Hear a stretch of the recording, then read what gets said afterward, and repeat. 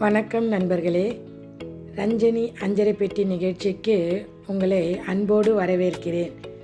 இன்று நெத்திலி கருவாடு மொச்சப்பயிறு வச்சு தாங்க குழம்பு செஞ்சுருக்கேன். வாங்க எப்படி செய்கிறதுன்னு பார்க்கலாம். அதுக்கு முதல்ல கருவாடை நம்ம எடுத்து அதை சுத்தம் பண்ணணுங்க. அதோட தலை வால் கட் பண்ணிவிட்டு நம்ம சமையலில் சேர்த்துக்க போகிறோம். நான் அப்படி தான் சேர்த்துக்குவேன். ஒரு சிலர் தலையோடு சேர்த்துக்குவாங்க, அது எனக்கு பிடிக்கிறதில்ல. அதனால் நான் தலையும் அந்த வாலும் கட் பண்ணிவிட்டு க்ளீன் பண்ணிவிட்டு நான் சமைக்க ஸ்டார்ட் பண்ணிவிடுவேங்க. நான் ஒன்று ஒன்றா கட் பண்ணிட்டுருக்கேன், தலையும் வாலும்.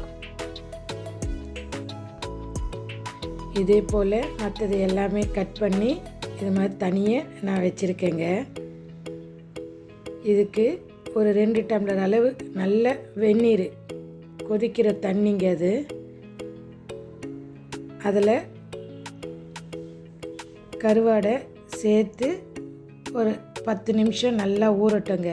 அந்த சுடு தண்ணியில் அது நல்லா ஊறும்.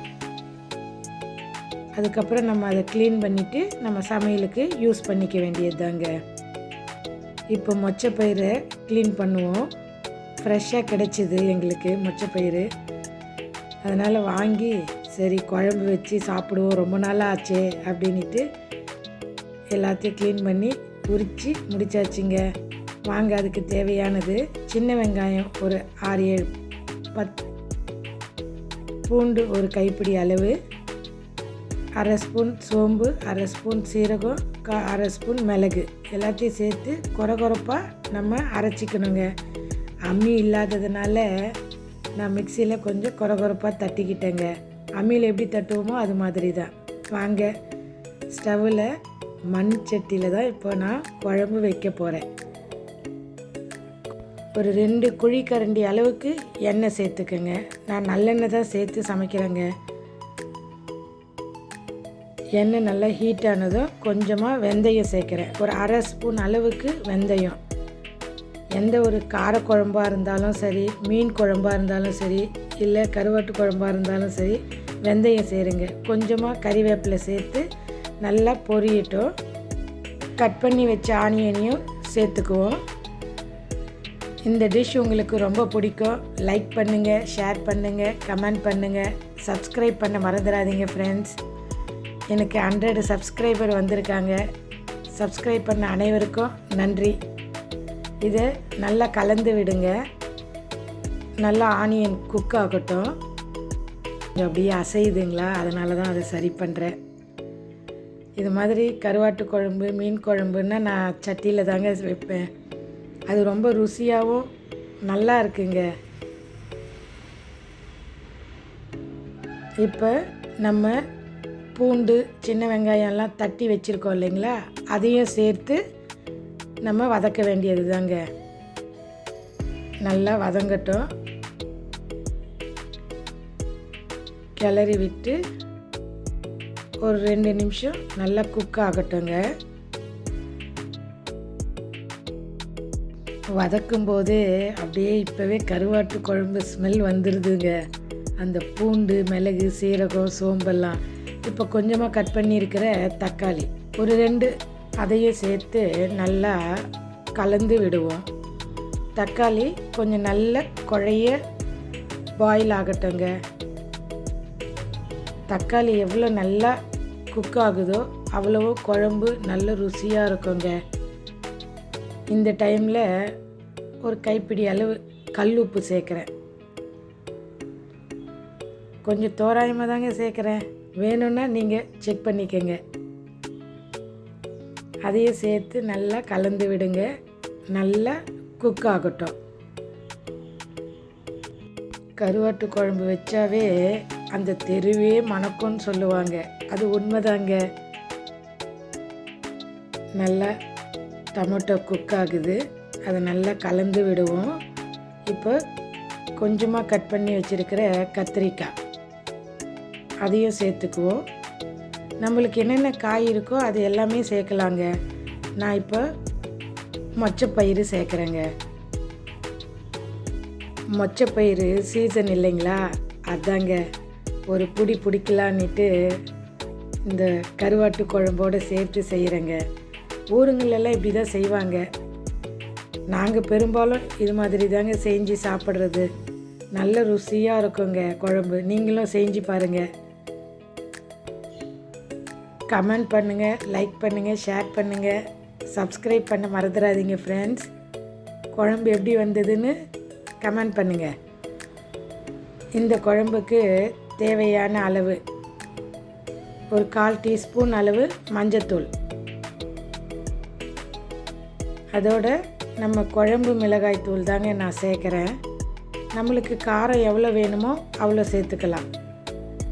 நாங்கள் ஒரு 2 ஸ்பூன் அளவுக்கு நான் குழம்பு மிளகாய் தூளை சேர்க்குறேங்க. மண் சட்டியில் செஞ்சால் அவ்வளோ ருசியாக இருக்குங்க. நம்ம தாத்தா பாட்டி காலத்துலலாம் அதில் தான் செஞ்சு சாப்பிட்டு நல்லா ஆரோக்கியமாக இருந்திருக்காங்க.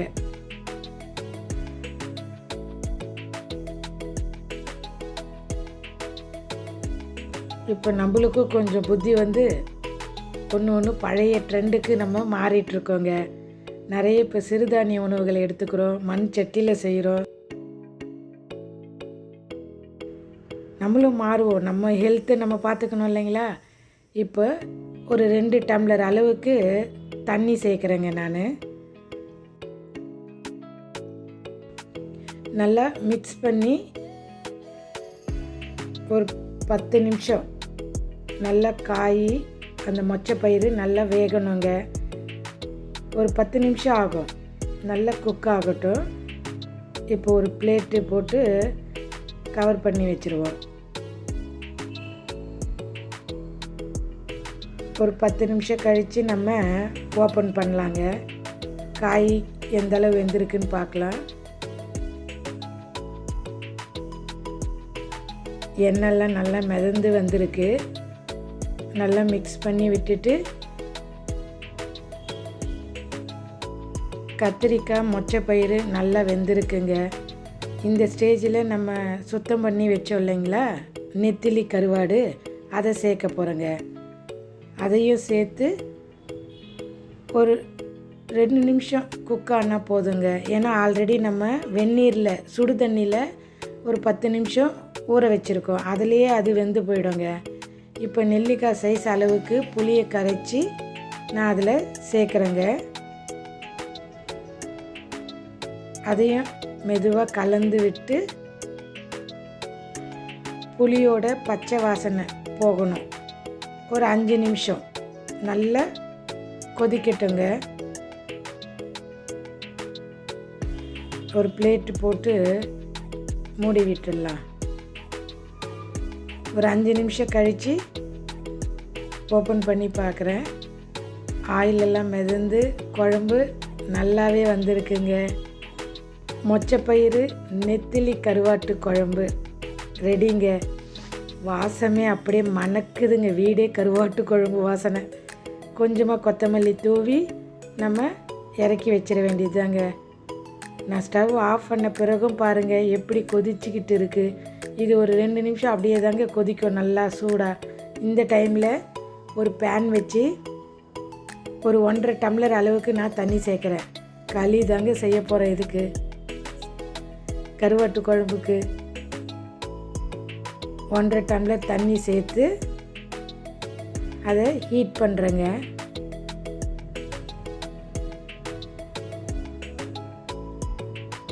ஒரு ஸ்பூன் அளவுக்கு ராகி மாவு, நம்ம கேழ்வரகு மாவு சேர்க்குறேன். இது கட்டி பிடிக்காமல் இருக்கிறதுக்காக சும்மா ஒரு ஸ்பூனு முன்னாடி சேர்ப்பாங்க. இப்போ தண்ணி நல்லா பாயில் ஆகட்டுங்க, கொதிக்கட்டும். இந்த ஸ்டேஜில் ஒரு 2 ஸ்பூன் அளவுக்கு எண்ணெய் ஆயில் தாங்க சேர்க்குறேன். நார்மல் ஆயில் தான். ஏன்னா களி வந்து ரொம்ப வர வரன்னு இருக்காமல் நல்ல நைஸாக சாஃப்டாக வருங்க. அதுக்காக தான் சேர்க்குறது. இது நல்ல தண்ணி கொதிக்கட்டுங்க. நான் 1.5 டம்ளர் அளவு தண்ணி சேர்த்தேன் இல்லைங்களா, அதே டம்ளர் அளவில் தான் 1 டம்ளர் அளவு மாவு சேர்க்க போகிறேங்க.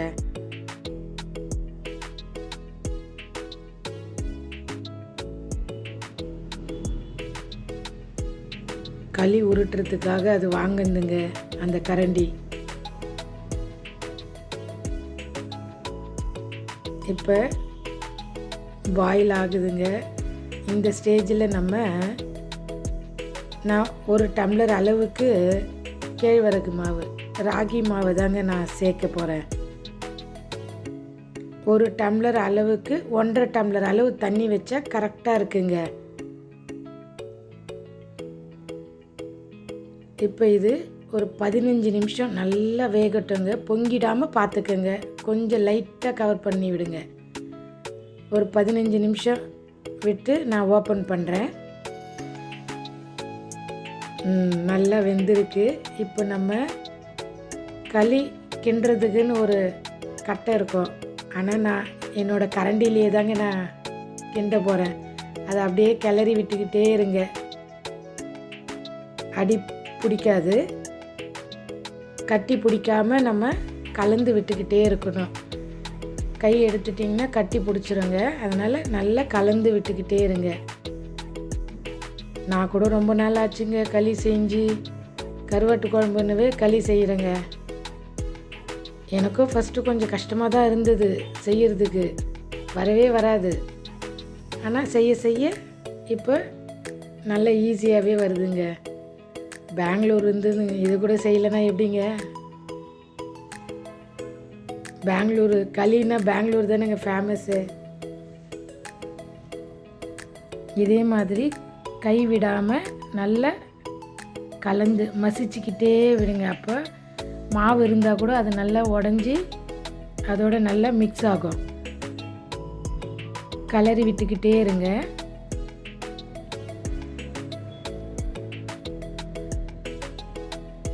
நல்லா ஒரு உருண்டையாக வந்துருச்சு இல்லைங்களா? இந்த ஸ்டேஜில் நம்ம 1 நிமிஷம் இந்த சூட்லேயே அப்படியே சிம்மிலே வச்சு ஒரு 5 நிமிஷம் குக் ஆகணுங்க. இதை ஒரு தட்டு போட்டு மூடி விட்டுருவோம். ஒரு 5 நிமிஷம் கழித்து அந்த சூட்லேயே நம்ம அதை சரி பண்ணணுங்க. சைடில் தண்ணி வச்சுக்கிட்டு கையில் தொட்டுக்கிட்டு நல்லா ப்ரெஸ் பண்ணி பாருங்கள், ஒட்டலை. இது மாதிரி இருந்தால் களி நல்லா வந்திருக்குங்க. கை கொஞ்சம் சுடும். அதுக்காக தான் நான் தண்ணி வச்சு கொஞ்சம் தொட்டு தொட்டு அதை கையில் மசிக்கிறேங்க.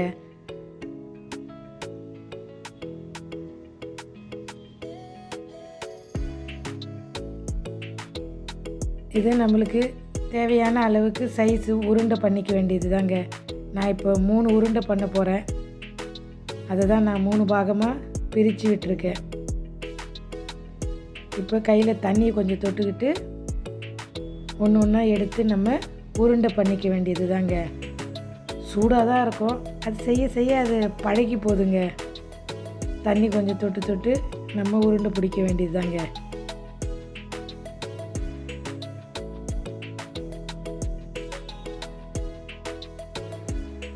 இதே போல் மற்ற 2த்தையும் நம்ம உருட்டி வச்சுக்க வேண்டியது தாங்க.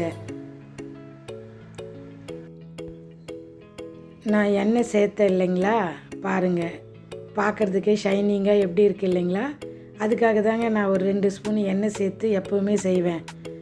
அப்போ அது காஞ்சியும் போகாது, நல்லா சாஃப்டாகவே நல்லா இருக்குங்க களி. இதே மாதிரி 3ஆவதும் உருண்டை பண்ணிக்க வேண்டியது தாங்க. நம்மளுக்கு சைஸ் எப்படி வேணுமோ அது மாதிரி செஞ்சு சாப்பிட வேண்டியது தாங்க. நாங்கள் எங்கள் வீட்டில் இது மாதிரி சின்ன சின்ன சைஸாக தான் செஞ்சு சாப்பிடுவோம்.